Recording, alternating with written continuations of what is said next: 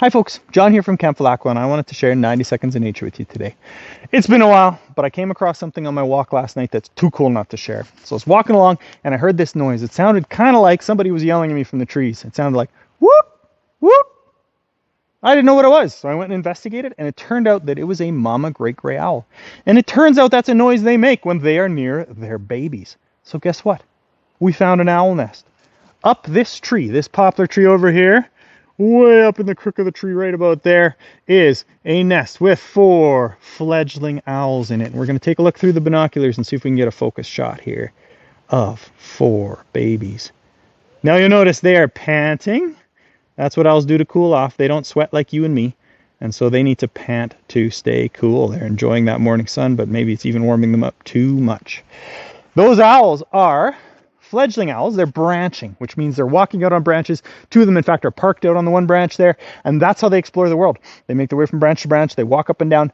They sometimes end up on the forest floor, and I've twice found owlets on the forest floor. And if you look around carefully when you find those owls, you'll find that there's always a mom or a dad looking after them. They're okay.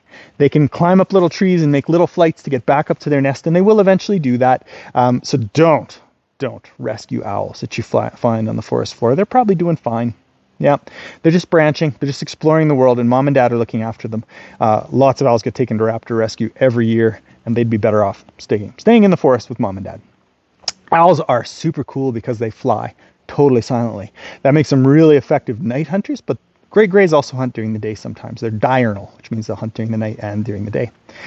Their wings are a little different. They don't have all the Velcro on it that helps hold birds' wings together. So I got a raven fly over me a little bit ago, and I could hear it going as it flew over, whereas owls fly totally silently. In fact, I've had them fly right over my head, and if I hadn't seen them, I wouldn't have known they were there.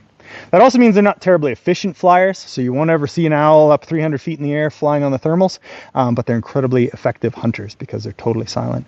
Great grays also have really, really good hearing. In fact, their left ear is higher on their head than their right ear, so that they can locate where a sound is coming from, so they can swoop in on it, and they can even find animal critters under the snow and hunt them that way. Very tolerant of humans, great gray owls. They'll let you walk right up to them. I've never experienced one being aggressive, but you always want to be careful. They are wild animals, and they will protect their babies if you're not careful. So that's a little bit about great gray owls. There's so much more I could tell you, but 90 seconds, man, we got to keep it short. I hope you're safe. I hope you're doing okay, and man, I hope I get to see you this summer, and I hope you enjoyed 90 seconds of nature.